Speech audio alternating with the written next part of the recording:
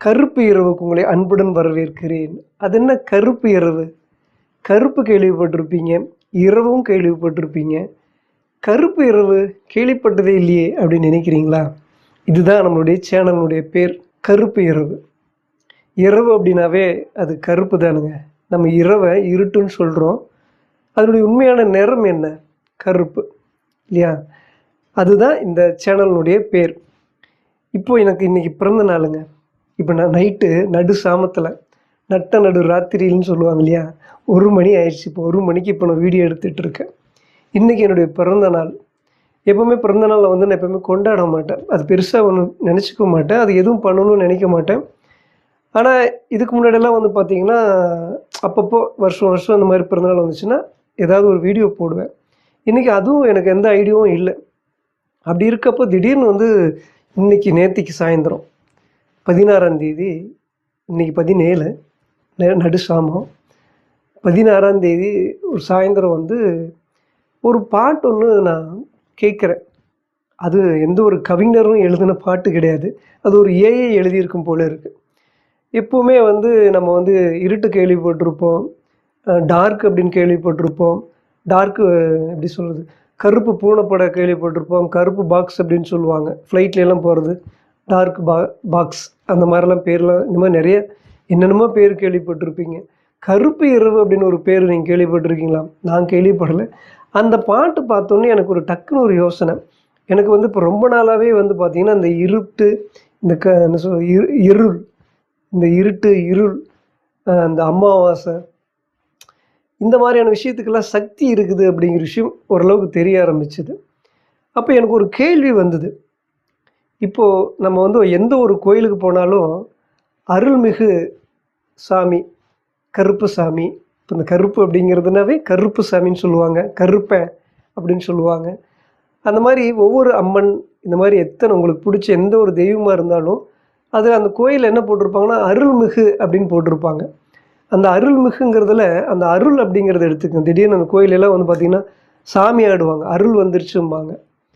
இப்போ இந்த அருள் அருள் அப்படின்னு நம்ம வந்து நிறைய கேள்விப்பட்டுக்கிட்டே இருந்திருக்கேன். சின்ன வயசுலேருந்து நீங்களும் கேள்விப்பட்டிருப்பீங்க. அப்படி இருக்கப்போ இந்த அருள் அப்படிங்கிறது மிகப்பெரிய ஒரு ஆற்றல், மிகப்பெரிய ஒரு சக்தி. ஏன்னா அந்த அருள் வருது அப்படின்னா கடவுளே வந்து அந்த சாமியை வந்து அவங்களுக்குள்ளே வந்துட்டாங்கன்னு அர்த்தம்.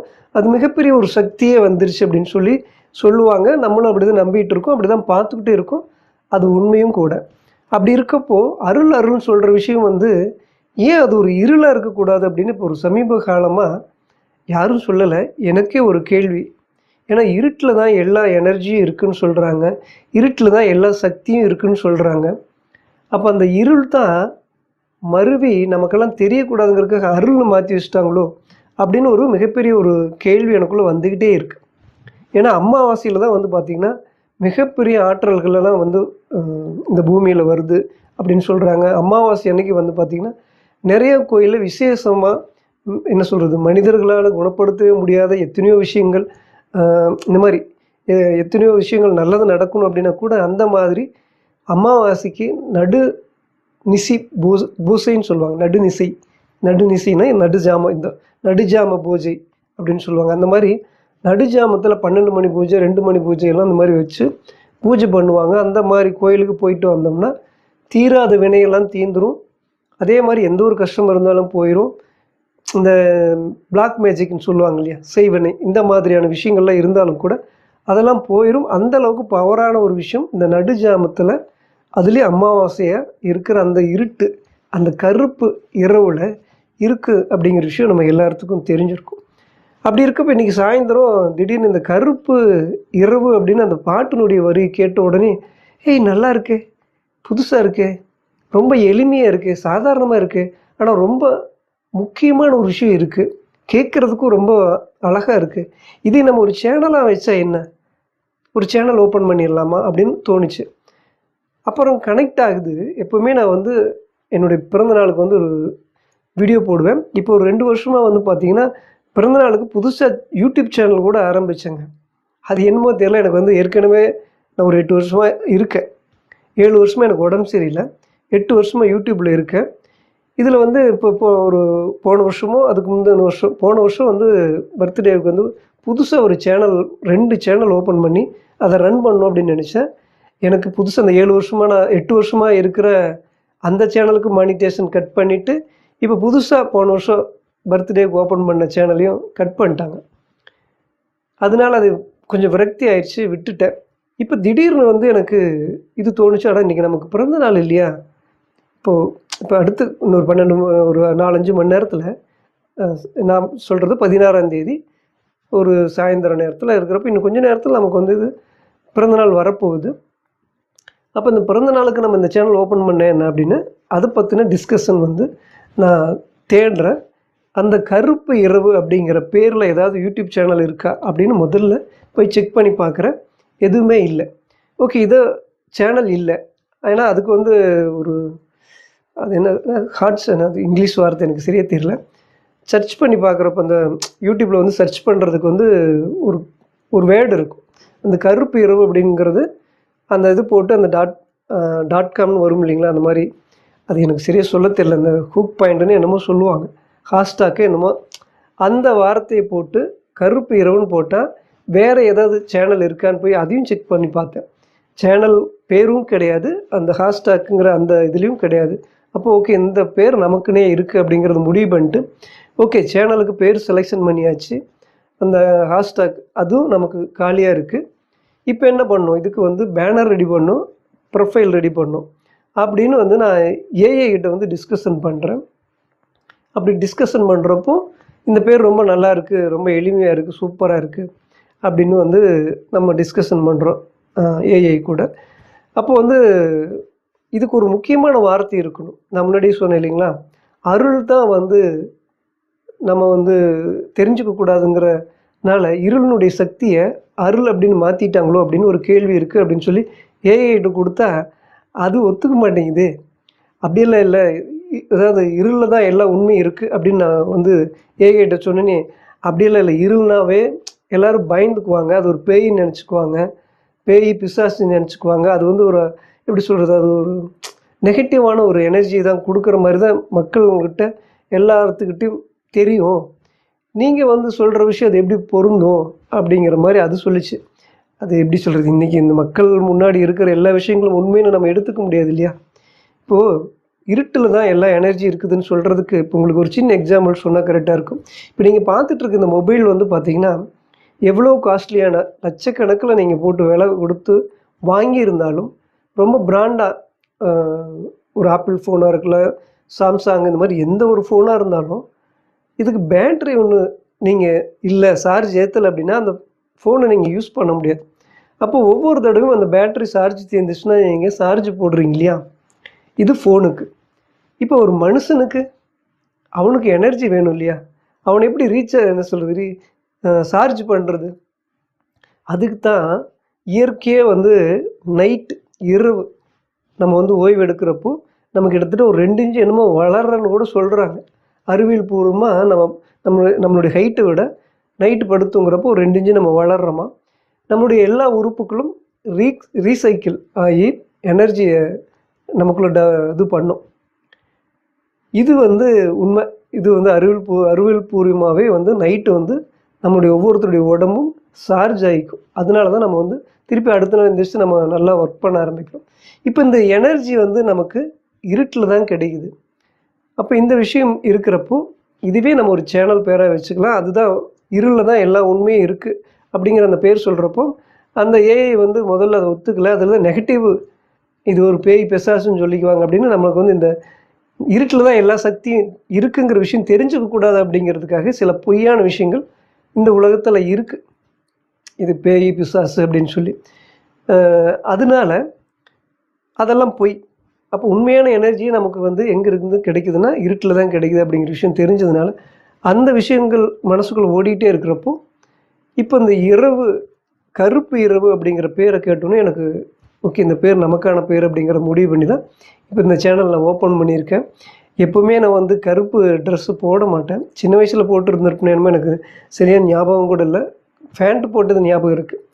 ஆனால் இன்றைக்கி வந்து பார்த்திங்கன்னா நான் எப்போவுமே பிறந்தநாள் கொண்டாட மாட்டேன்.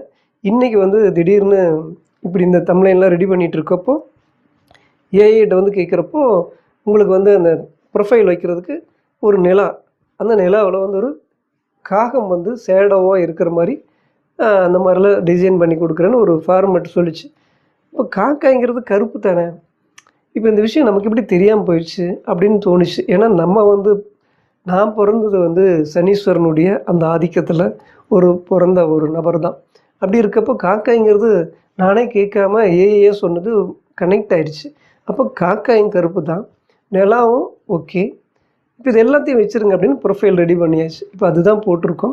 இப்போ எப்போவுமே நான் வந்து கருப்பு ட்ரெஸ் போடாமல் இருந்தவன் இன்றைக்கி இந்த காக்காயின்னு சொன்ன உடனே கருப்பு வந்து நம்ம கருப்புன்னு இரவுன்னு சேனல் வச்சுட்டோம். ஏன் கருப்பு ட்ரெஸ் போட்டு பேசுனேன் என்ன அப்படின்னு தோணுச்சு. டக்குன்னு ஒரு 8:30 மணி இருக்கும்.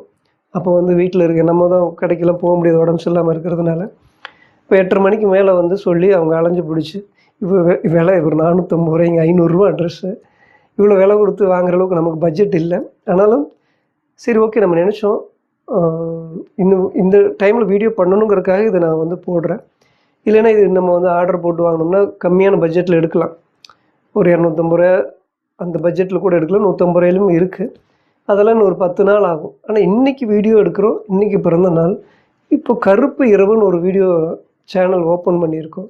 அதை பற்றி நம்ம பேச போகிறோம். கருப்பு ட்ரெஸ் போட்டால் என்ன அப்படிங்கிற ஒரு கேள்வி வந்து அவங்கள எடுத்துகிட்டு வர சொன்னோம். ரொம்ப அவங்களும் எங்கள் வீட்லேயும் ரொம்ப ஏறி பிடிச்சி நிறைய கடைகள் 1000 ரூபாய்லாம் சொன்னாங்க. சில கடையில் வந்து பார்த்திங்கன்னா 1000 ரூபா, 900, 750 ரூபாயெல்லாம் சொன்னாங்க. அந்த இது வேண்டாமா, நம்ம வீடியோ போட்டுட்டு இன்னொரு வாரம் கிரமிச்சு கூட நம்ம போட்டுக்கலாம் அப்படின்னு நினச்சா அப்புறம் இன்னொரு கடையில் 500 ரூபா சொன்னாங்க. சரி பரவாயில்ல, ஒரு 50 ரூபா குறைச்சிக்கிட்டாங்க. 450 ரூபா. கருப்பு ட்ரெஸ்ஸே நான் போட்டது எனக்கு ஞாபகம் இல்லை, ரொம்ப நாள் ஆயிடுச்சு. ஓகே, இதுக்கப்புறம் நம்ம வந்து கருப்பை நம்ம யூஸ் பண்ணணும். ஏன்னா அது வந்து நெகட்டிவான எனர்ஜின்னு நம்மக்கிட்ட வந்து நம்ப வச்சு நம்ம வந்து அதனுடைய உண்மைத்தன்மையை நம்ம புரிஞ்சிக்க முடியாமையே போயிடுச்சு. அதனால் இன்னையிலிருந்து நம்ம பிளாக் சட்டை யூஸ் பண்ணி இந்த மாதிரி யூஸ் பண்ணி பார்த்தா என்ன அப்படின்னு தோணுனதுனால தான் இப்போ கருப்பு சட்டையை எடுத்து போட்டிருக்கேன். கருப்பு சட்டை பார்த்தோன்னே நீங்கள் நாத்திகம் அப்படின்னு நினச்சிடாதீங்க. ஒரு காலத்தில் உண்மையாகவே நான் கடவுளையும் நம்பாமல் தான் இருந்த ஆள் தான். நாத்திகத்தை மேலே அவ்வளோ கடவுள் கோயிலுக்கு போனாலும் சாமி கும்பிட மாட்டேன். சாமி இருக்குதுன்னே நம்பாத ஒரு ஆள் தான் நான். எப்போ வரைக்கும் நம்பாமல் இருந்தேன். கிட்டத்தட்ட ஒரு நாத்திகன். அந்த மாதிரி கட்சிக்குள்ளே எப்போவுமே நான் கிடையாது. ஒரு சங்கத்தில் சேராத நபர்னா, எந்த ஒரு சங்கத்துலேயும் கிடையாது, எந்த ஒரு அரசியலுக்குள்ளேயும் கிடையாது. இந்த மாதிரி எதுக்குள்ளேயும் நம்ம போய்க்கிற ரசிகர் மன்றத்துலேயும் இருக்கிற ஆள் நான் கிடையாது. இந்த மாதிரி இது நீங்கள் அரசாங்கத்தை வேலை மேலே ஈடுபாடு இல்லாத ஒரு நபர்னா, இது இயல்பாகவே எனக்குள்ளே இருக்கிறது. கோயிலுக்கு போனாலும் சாமி கும்பிட கையெடுத்து கும்பிட தோணாது. அப்படி தான் நாத்திகன் அப்படிங்கிற மாதிரி இல்லை. ஆனால் கடவுள் மேலே எனக்கு ஒரு நம்பிக்கை இல்லை. நானே சுயமாக ஆவிகளோட பேசுகிற அந்த நேரடி வாய்ப்பு கிடைக்கிற வரைக்கும் நானும் கடவுளை நம்பாமல் தான் இருந்தேன்.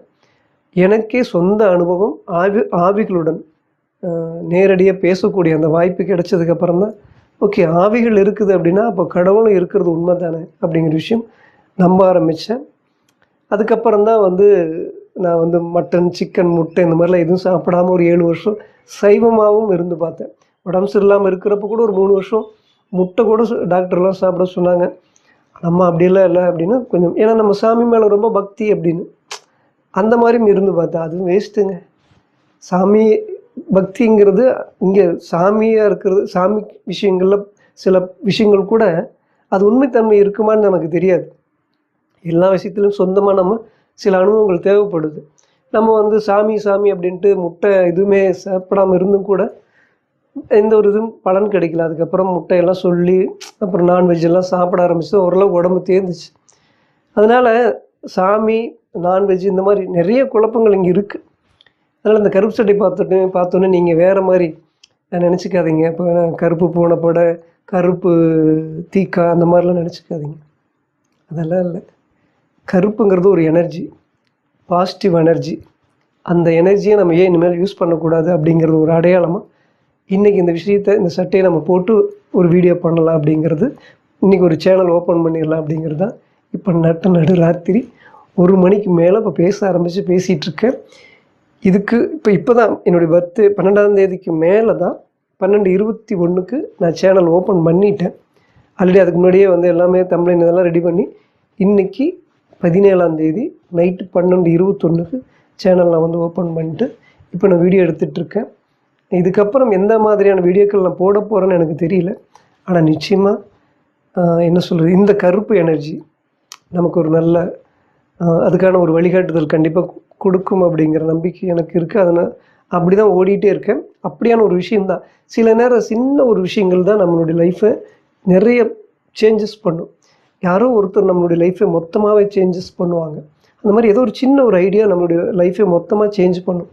அப்படி ஒரு சின்ன ஐடியாவாக தான் இது இருக்கும் அப்படிங்கிற ஒரு நம்பிக்கையில் தான் இந்த கருப்பு இரவு அப்படிங்கிற பேர் இவ்வளோ அழகாக இருக்குது. நான் ஒரு 2-3 வருஷமாகவே இந்த இருட்டு கருப்பு அந்த இந்த இருட்டுங்கிற மேலே ஒரு ஈடுபாடு உண்டு. ஆனால் இப்படி கருப்பு இரவு அப்படின்னு ஒரு பேர் எனக்கு தோணுனதே கிடையாது. இப்போவும் இது என்னுடைய சொந்த பேர் கிடையாது, எனக்கு தோணலை. நான் பார்த்த ஒரு விஷயங்கள் தான், ஆனால் ரொம்ப அழகாக இருந்துச்சு.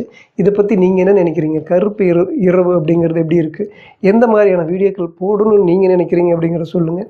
எனக்கும் எந்த ஐடியாவும் இல்லை. ஆனால் இன்றைக்கி என்னுடைய பிறந்த நாள். இன்றைக்கி கருப்பு இரவு, கருப்பு ட்ரெஸ்ஸு, கருப்பு எனர்ஜியோட இந்த விஷயத்தை புதுசாக ஆரம்பிச்சிருக்கேன். இதை பற்றி நீங்கள் என்ன நினைக்கிறீங்க அப்படிங்கிறத மறக்காமல் சொல்லுங்கள். ஒரு நல்ல வீடியோவாக நல்ல கண்டென்ட்டாக கிடைச்சது அப்படின்ற விஷயம் உங்களோட நான் பகிர்ந்துக்கிறேன். இந்த கருப்பு இரவு எப்படி இருக்குது அப்படிங்கிறத மறக்காமல் சொல்லுங்கள். இதுக்கப்புறம் என்ன சொல்கிறது, இதுக்கப்புறம் இன்னும் 2-3 சேனலு இதை பற்றி நான் வீடியோ போடணும். ஏன்னா இந்த சேனல் வந்து யாருக்கும் தெரியாது. ஏற்கனவே நமக்கு ஒரு 8 வருஷமாக நான் இருக்கிற சேனல்லையும் இதை பற்றி நான் வீடியோ பேசணும். என்னுடைய பர்த்டே அப்படிங்கிற விஷயத்தையும் சொல்லி இப்படி ஒரு புதுசாக ஒரு சேனல் ஆரம்பிச்சிருக்கேன் அப்படிங்கிற விஷயத்தையும் சொல்லி நான் வீடியோ பண்ணணும். ஓகே, அடுத்து ஒரு நல்ல ஐடியா, ஒரு நல்ல திங்கிங், நல்ல விஷயங்கள் கிடைச்சதுன்னா இந்த சேனலில் அதை பற்றி நான் உங்களோட பகிர்ந்துக்கிறேன். ஓகே, இது வரைக்கும் பொறுமையாக இவ்வளோ நேரம் பார்த்த உங்கள் எல்லாத்துக்கும் ரொம்ப ரொம்ப நன்றி. கருப்பு இரவுக்கும் நன்றி, கருப்பு எனர்ஜிக்கும் நன்றி.